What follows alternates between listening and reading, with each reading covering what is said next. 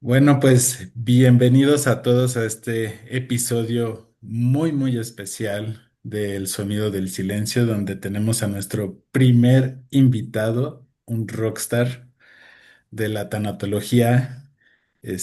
Juan, si nos haces el favor de presentárnoslos. Yo, antes de que lea, sabes, como de, justo ahorita que estábamos fuera del aire, les decía como del tamaño del personaje. O sea, hoy tenemos que sentirnos, mi querido Pedro, como súper honrados, porque no es por el Estoy hasta guayabazo, porque, nervioso, ¿eh? Estoy hasta así, nervioso. así, ando nervioso.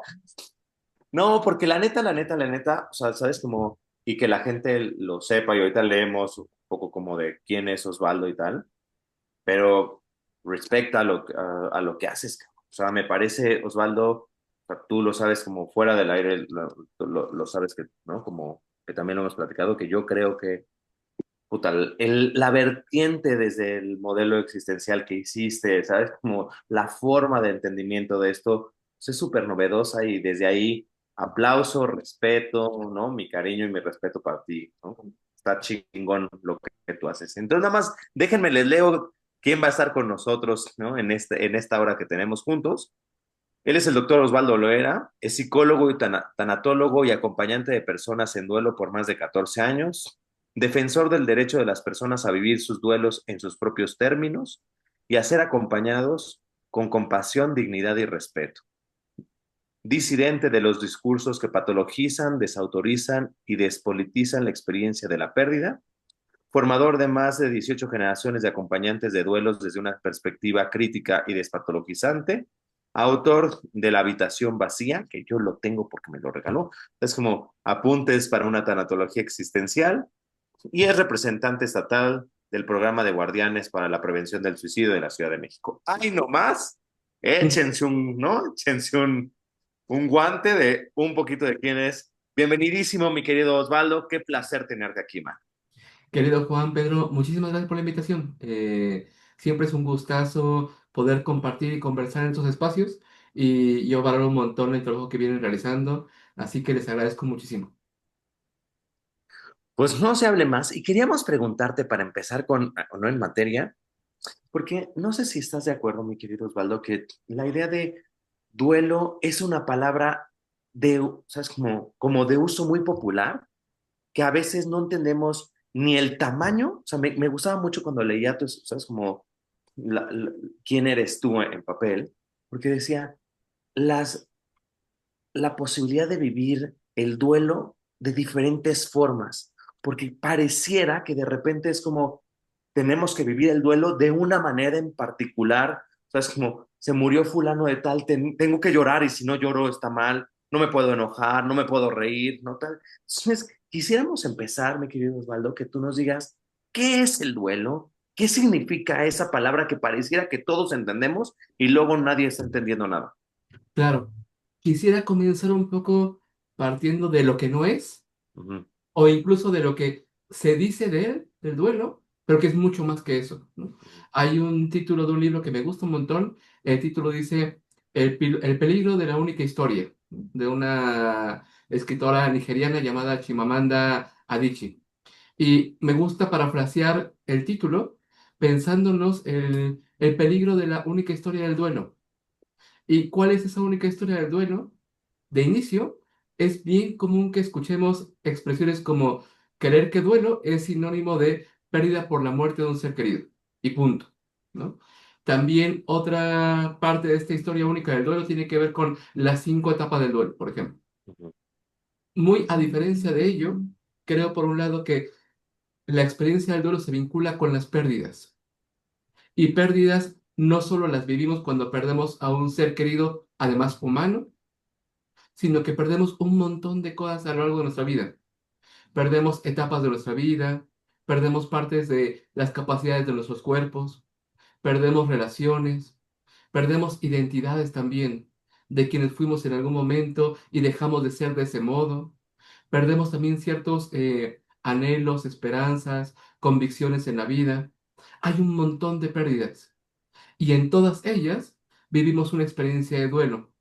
Me gusta pensar el duelo como en tres aristas.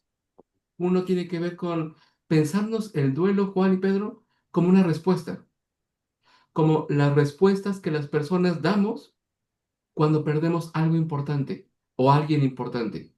Y todas y todos hemos perdido durante nuestra vida.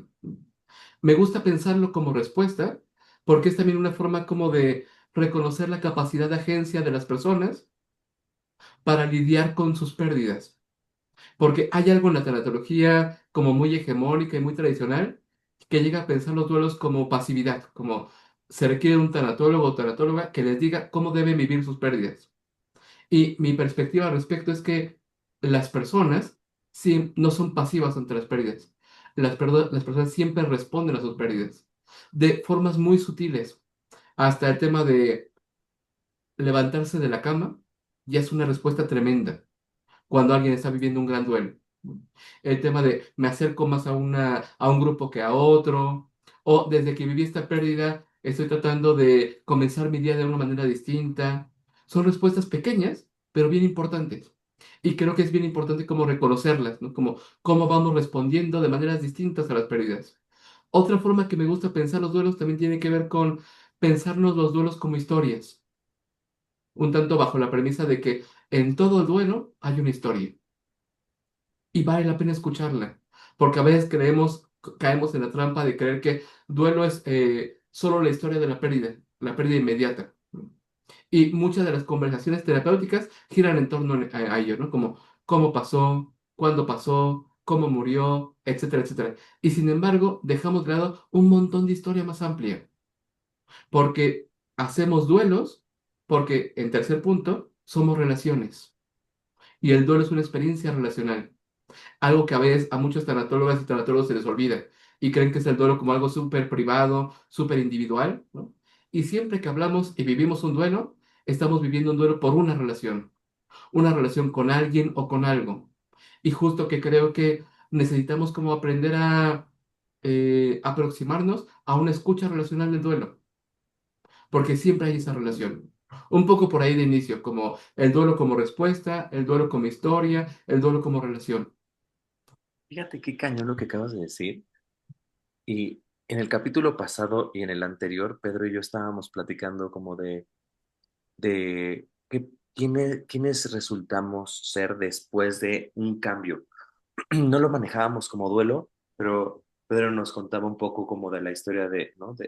¿no? Del rompimiento de pareja y yo contaba un poco de la relación con mi madre, que mi madre tuvo un accidente y pues como la que regresó después del coma, se parece a mi madre, pero no es mi madre.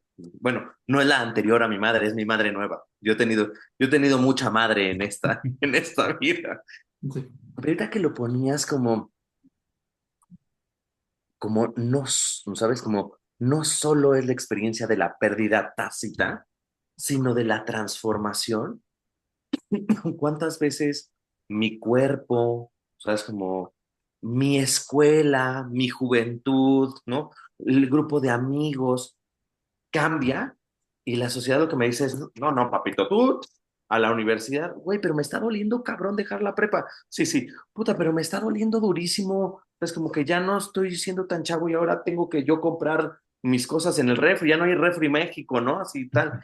Y creo que muchas veces nos quedamos solamente a hablar de duelo cuando alguien tácitamente murió. Y si no, no tienes, ¿no? Como todos los cambios no tenemos que hablarlos en duelo, pareciera.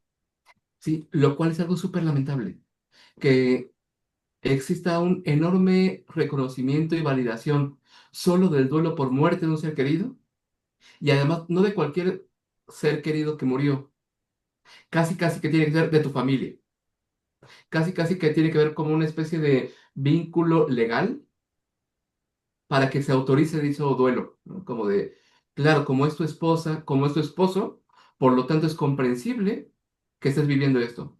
Pero pasa distinto, por ejemplo, cuando murió un amigo, cuando murió una amiga, cuando murió un amante, por ejemplo.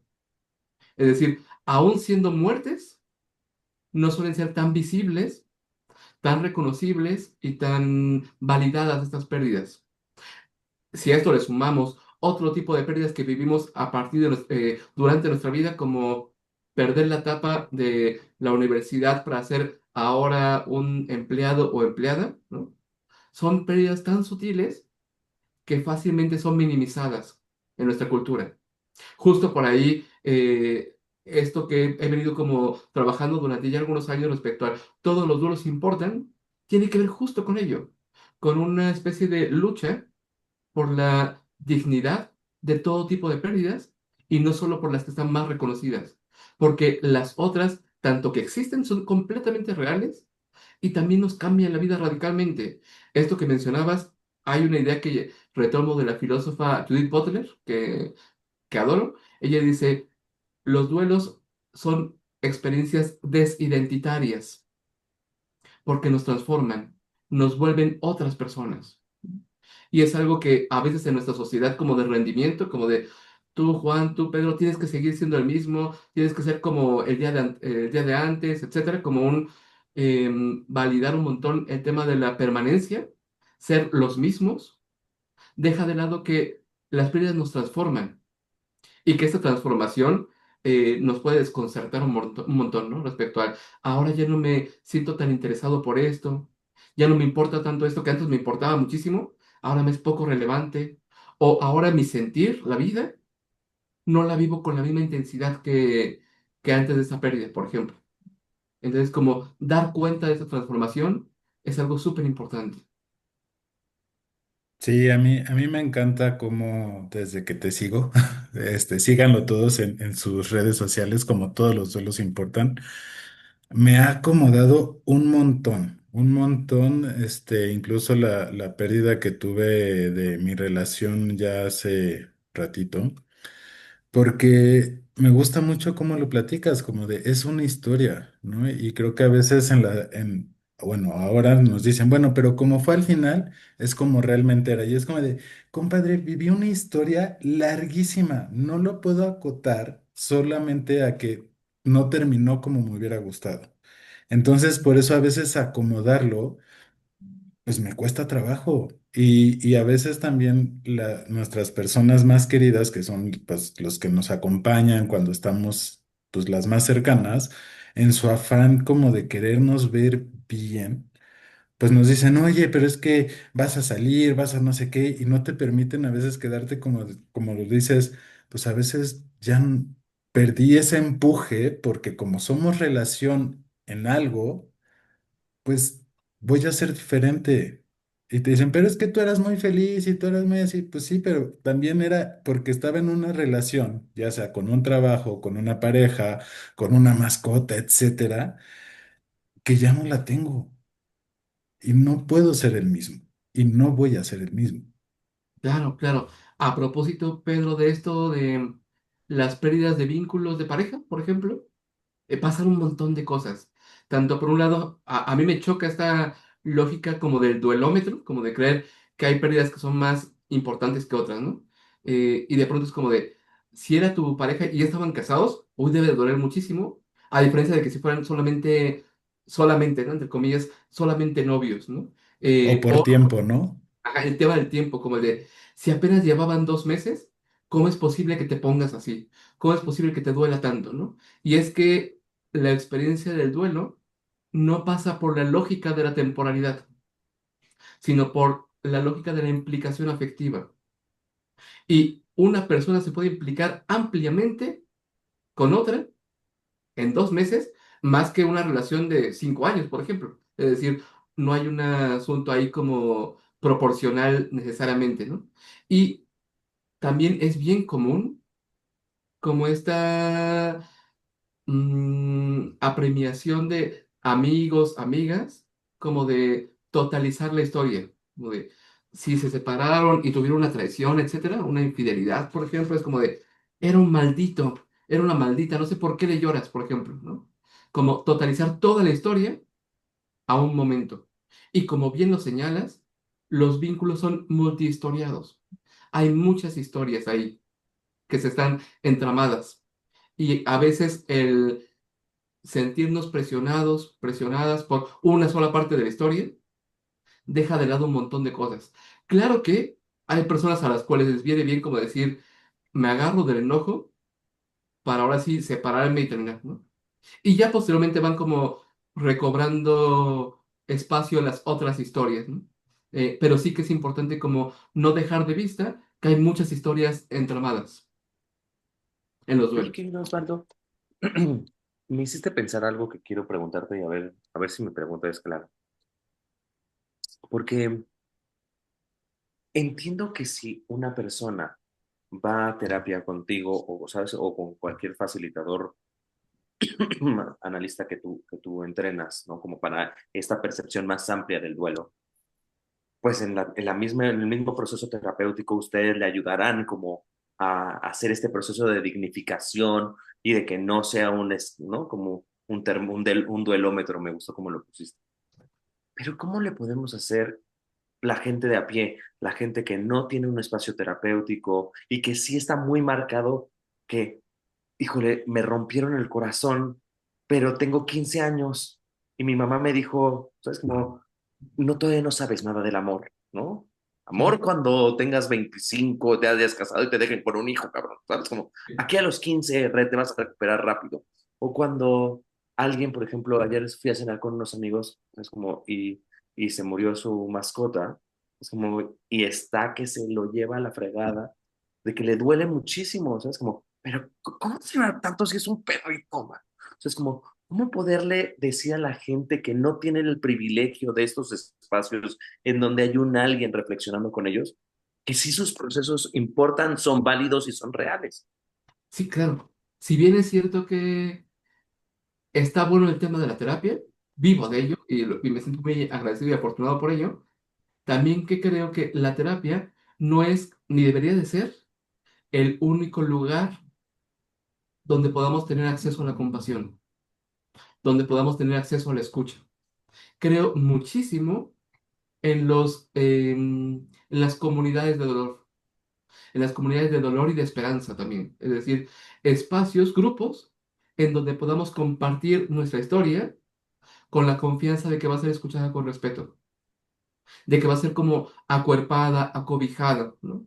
Te escuchaba Juan y me vino a la mente una chica con la que he conversado y me hablaba a propósito justo del término de una relación de pareja, em, con sus amigas en su trabajo, se van todos los viernes a tomarse algo y platicar de sus corazones rotos. Y se comparten canciones de desamor y cantan y se van al karaoke y lloran, etcétera. Y me decía, nunca creí que podía encontrar amigas como ellas. Eso me parece tremendamente importante, porque ahí están los vínculos de amistad. Hay personas que se van a espacios sagrados, ¿no? Como la iglesia, el templo, etcétera. Eh, Personas mayores que se van al club, por ejemplo, ¿no? Al club donde hacen manualidades, hacen yoga, etcétera, pero también comparten sus historias. Creo que es súper necesario tener como una especie de radar respecto a dónde están mis grupos, dónde están mis tribus, donde puedo compartirme al mismo tiempo que ser cuidado. Creo que eso es súper importante porque de pronto se monopoliza el dolor, ¿no? Y se llega a creer que solo en terapia, ¿no? Y en efecto, el terapia es un privilegio también, porque no está al alcance para todas las personas. Y justo por ello creo que es importante reconocer el valor de la comunidad. Pero sí, que comunidades que nos cuiden, donde cuidemos y seamos cuidados.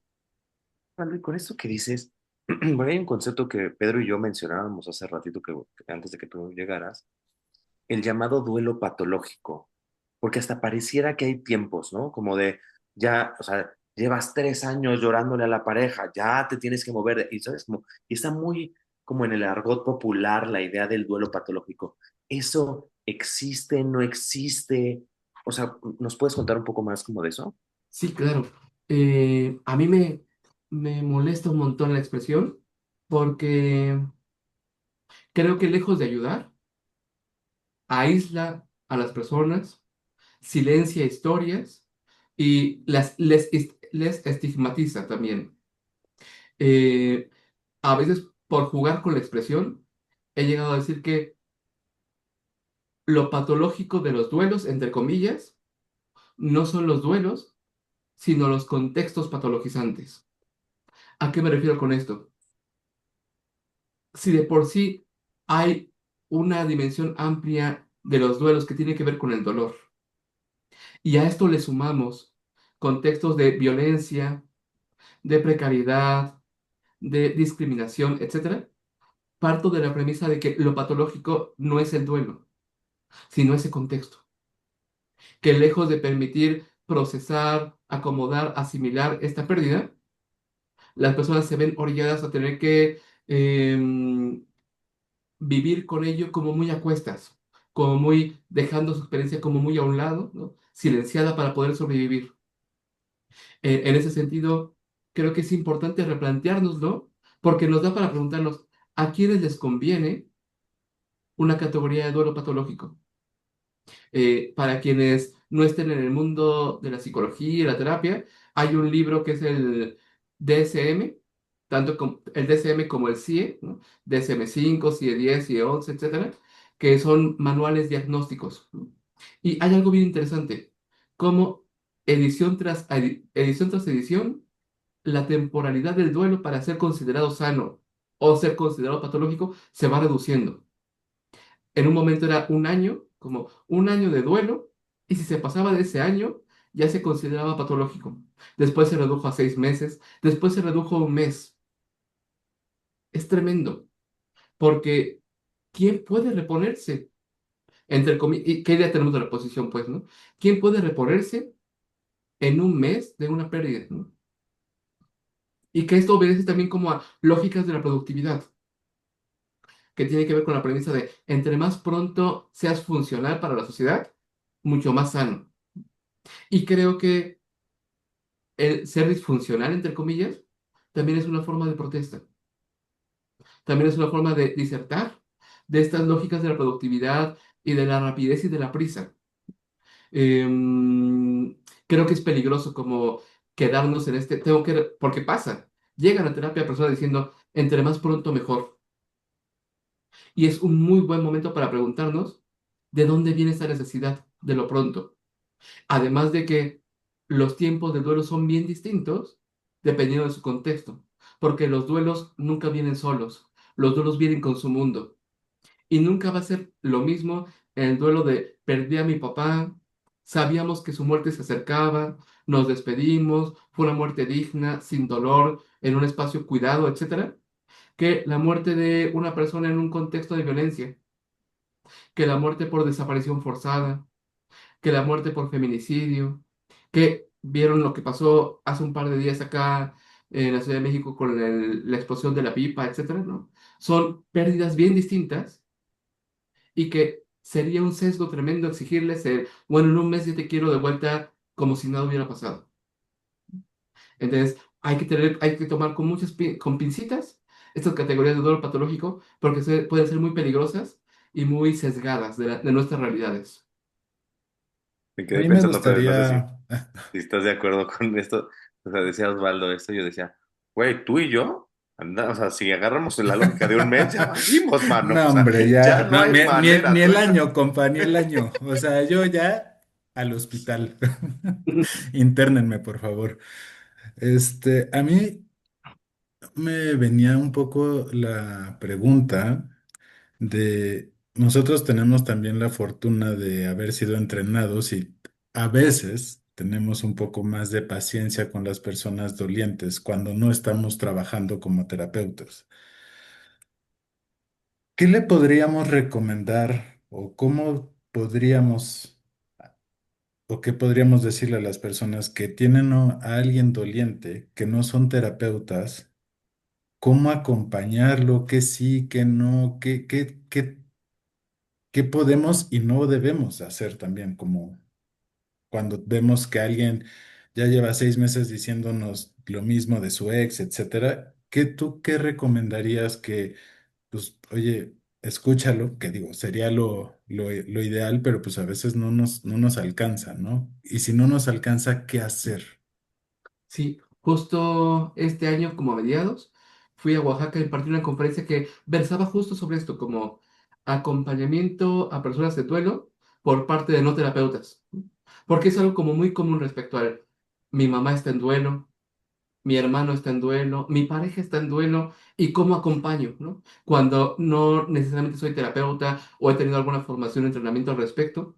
Y recuerdo que algunos puntos que mencionaba en dicha conferencia tenían que ver, por un lado, cultivar la ternura, como vincularnos desde la ternura nos puede permitir ser más pacientes, porque de pronto está una palabra también como muy utilizada culturalmente que tiene que ver con la empatía, ¿no? Como de siento lo que tú sientes, ¿no? Ponerme en los zapatos del otro. Y la cosa es que en los duelos de nuestros seres queridos va a ser muy complicado el sentir lo que la otra persona siente. En términos generales también lo es, como ontológicamente es complicado como el sentir lo que la otra persona siente.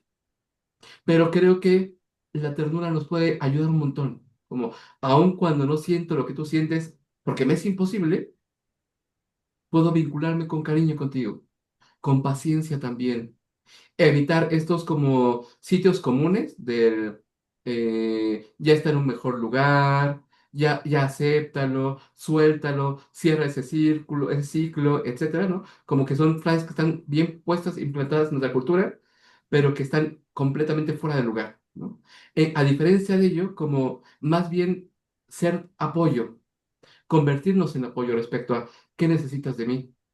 Necesitas que esté contigo de manera muy próxima, necesitas que te dé tu espacio, necesitas que conversemos de esto, o prefieres que guarde silencio, que respete tu silencio, como estar para la otra persona,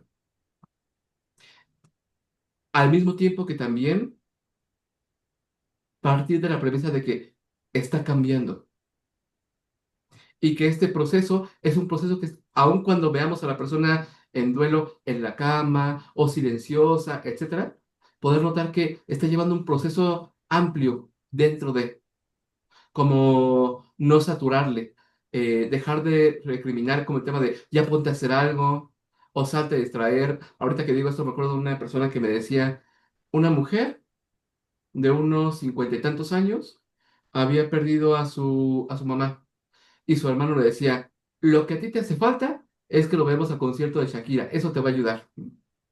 Y está bueno, pues, que si a él le hace sentido, pero no creer que lo que a mí me hace sentido, necesariamente le va a hacer sentido a la otra persona. Como hay un asunto como muy ético ahí, de reconocer lo diferente, reconocer lo distinto. Y creo que eso puede ayudar a muchas familias, a muchos vínculos.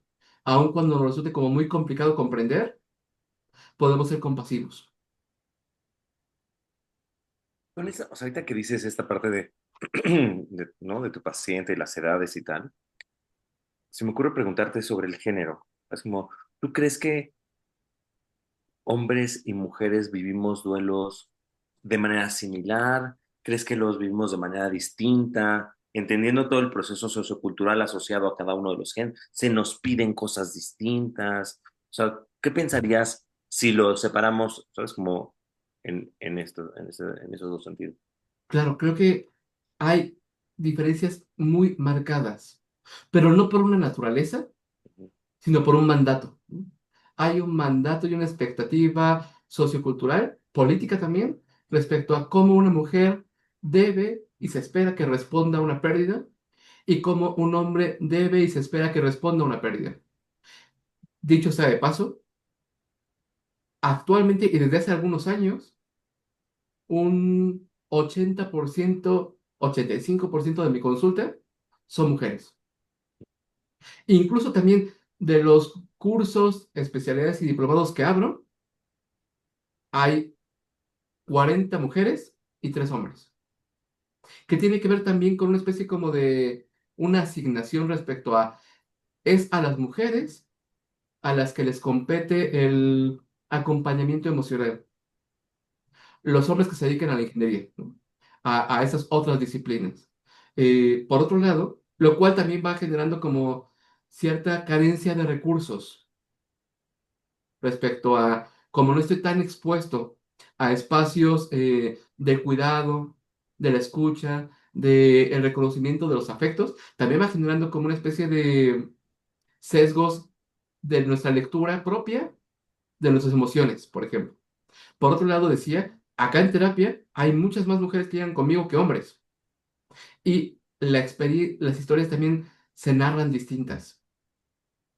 Mientras que en las mujeres hay como una especie de cercanía con lo emocional, en los hombres hay un mandato por la prisa de entre más rápido y fuerte me reponga de esto, mucho mejor. ¿No? Esto que les contaba hace rato respecto a esta demanda de ¿qué tengo que hacer para salir más pronto de esto? Lo escucho más de hombres que de mujeres. A propósito del tema de es que trabajo, es que tengo una familia de la cual soy proveedor. Justo por ello también el derecho al llanto. Pensarnos el derecho al llanto, ¿no? El derecho al llanto y al llorar en público. Los hombres que he acompañado a menudo me cuentan el, sí lloro, pero lloro a solas. Cuando me estoy bañando, cuando saco a mi perrito, ¿no? Porque me preocupa que mis hijos me vean llorar, porque siento que me van a ver débil, que me van a ver frágil. Y que tiene que ver también con esta constitución de la masculinidad hegemónica y el pavor a la fragilidad, el pavor a la vulnerabilidad, casi como algo que de lo cual tenemos que sacudirnos lo más pronto posible, porque se nos va a ver menos hombres, ¿no? Y que tiene que ver con esta idea de la estética de la masculinidad. Justo ayer veía una publicación de cómo los hombres se toman, o nos tomamos, yo no porque no voy al gimnasio, ¿no? Pero se toman fotos en el gimnasio, ¿no? Hay una especie como de un performance respecto a hay que vernos rudos, ¿no? Hay que vernos como con cara enojada, como, etcétera, etcétera, ¿no? Como esto no es casual, pues, porque tiene que ver con una estética hegemónica respecto a cómo debemos vernos. Y este cómo debemos vernos configura también cómo debemos sentirnos, lo cual va dejando de lado la posibilidad de contacto con la vulnerabilidad, la tristeza, el fracaso, el dolor, la traición, ¿no? Como, ¿qué tanto espacio le damos a ello? Estaría bueno como preguntarnos a propósito del podcast que ustedes vienen trabajando, ¿no? Como, ¿cuándo fue la última vez que lloramos? ¿Hace cuánto? ¿No? ¿Y qué fue el contexto que nos hizo llorar? Si me lo preguntan a mí, yo respondería que la última vez que lloré fue, como muy claramente, fue hace un año, a principios del año pasado, cuando murió nuestro perrito, ¿no? Y lloré un montón y lo agradecí mucho, porque también parte de mi socialización como hombre hace que me cueste mucho trabajo llorar. En cambio, yo envidio tremendamente a las personas con las cuales trabajo acá en terapia, que las veo llorar y siento que lloran rico incluso, ¿no? Como hay un llorar rico, como terminan diciendo, ah, ya me hacía falta, ¿no? Me dicen. Y a veces yo añoro un montón eso, como el, ojalá yo pudiera llorar tan fácilmente.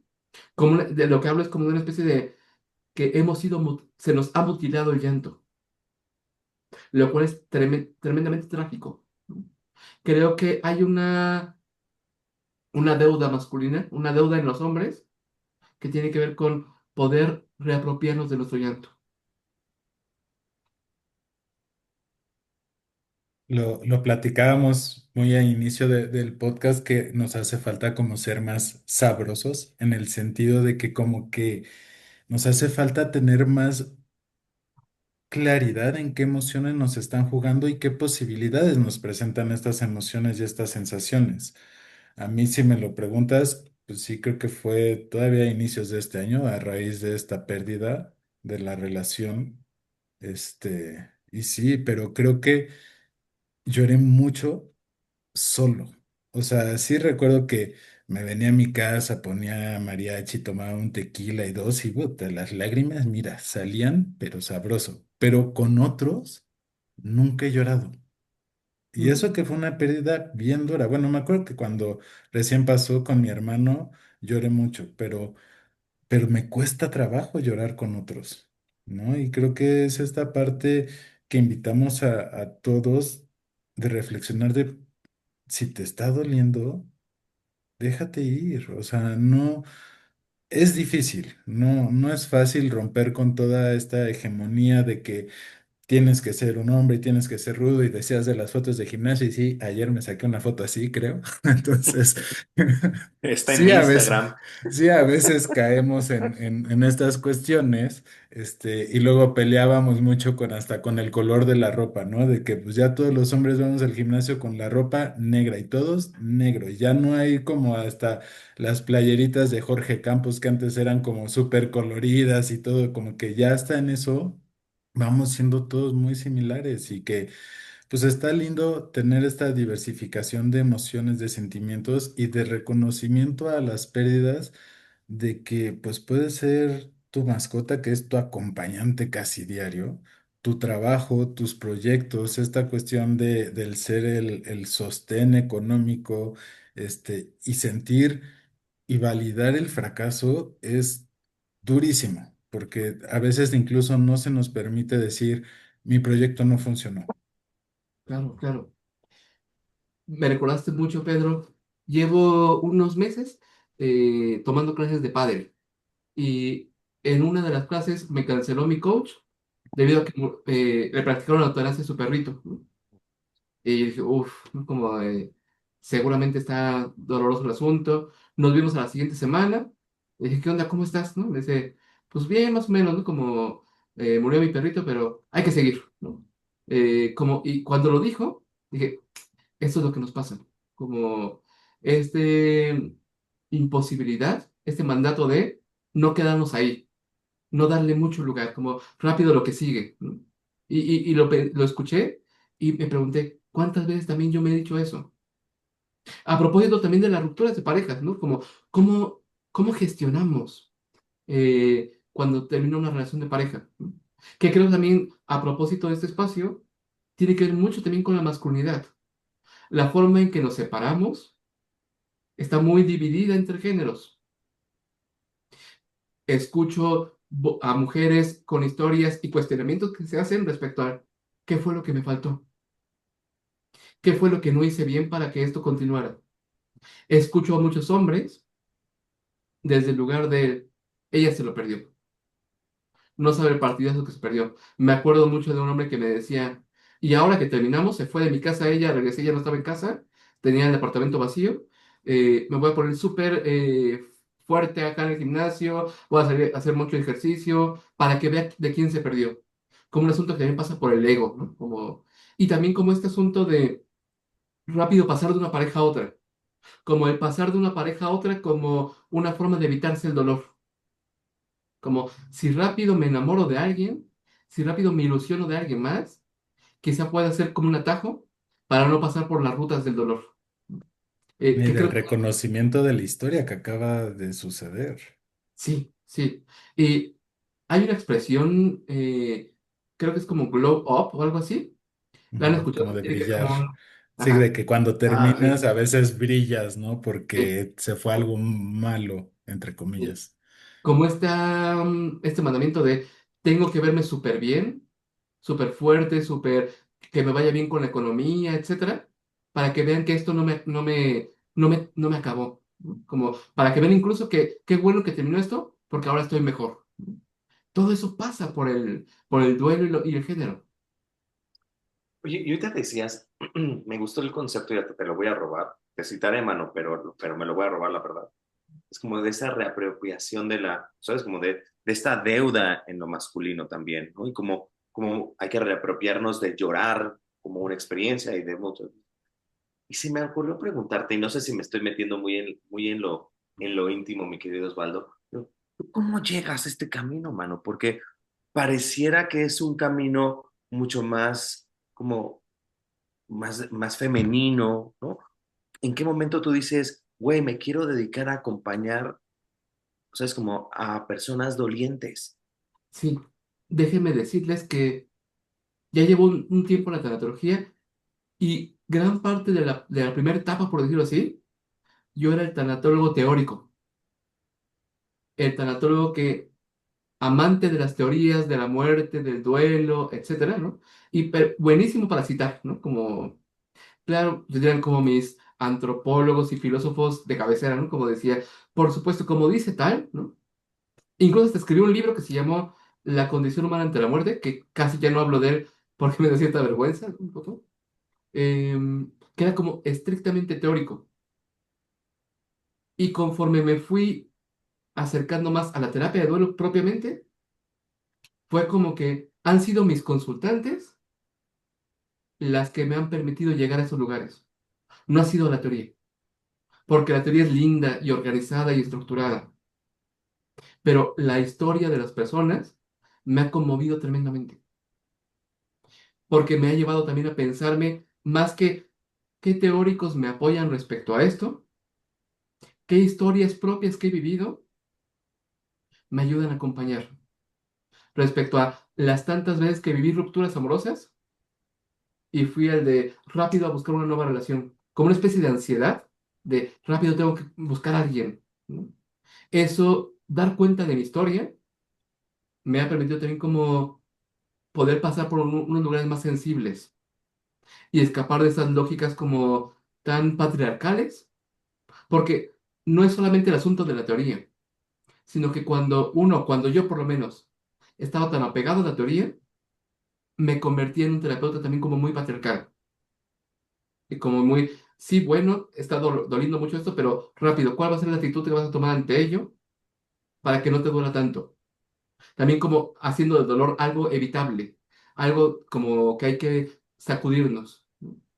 Y sobre todo, creo que todo esto se lo debo a las mujeres que he acompañado. Creo que son ellas las que me han enseñado que hay mucho por acompañar y por sostener en el dolor. Y que el dolor además es una experiencia digna. Sí.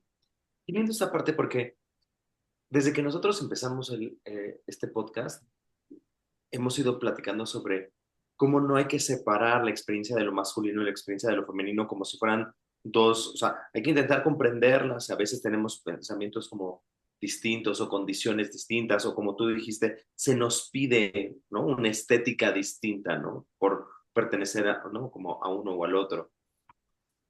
Pero tú haces un puenteo interesante que dices como, son ellas las que me enseñan y es a partir de esa enseñanza que yo reacciono y quizá tú nutras de alguna manera y ellas nutran, ¿sabes? Como una experiencia, y lo pusiste en tus tres aristas principales, ¿no? Como una experiencia relacional en donde haya un reconocimiento de, ¿no? No de la separación, sino de la integración. ¿Dirías que te estoy citando bien?